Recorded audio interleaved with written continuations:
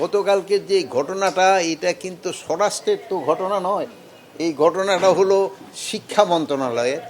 এখানে ঢাকা ইউনিভার্সিটির ছাত্রদের সাথে 7 কলেজের ছাত্রদের যে একটা মানে হয়েছে, বাকবিতণ্ডা যেটা হয়েছে, এটা শিক্ষা মন্ত্রণালয়ের সাবজেক্ট।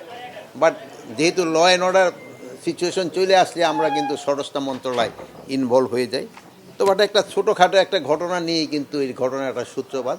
তা আমার মনে হয় এটা আলোচনার মাধ্যমে এইটা সমস্যাটা সমাধান হয়ে যেতে পারে। আর এই ক্ষেত্রে সবারই আমাদের একটু ধৈর্য ধরতে হবে, এবং যদি আমরা অধৈর্য হয়ে যাই তো কিন্তু কোনো কিছুরই কিন্তু সমস্যার সমাধান হবে না। সবাই একটু ধৈর্যের সাথে আমাদের এইগুলি মোকাবেলা করতে হবে।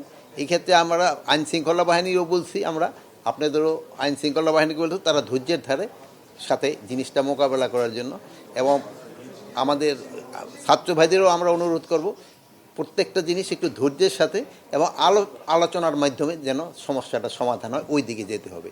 আর অনেক সময় আছে যদি কোনো কিছু হয় করতে হয়, তো রাস্তাটা ব্লক না করে যে জায়গায় ধরেন তাদের মাঠ আছে অথবা আমাদের সরোয়ার্দী উদ্যান আছে, এই সব জায়গায় এসে যদি প্রতিবাদটা করে সবচেয়ে ভালো। তা না হলে রাস্তাঘাটের এইটা বন্ধ করলে একটা যানজটের হয়, এটা কিন্তু জনগণ কিন্তু একটা দুর্ভোগের ভিতরে পড়ে।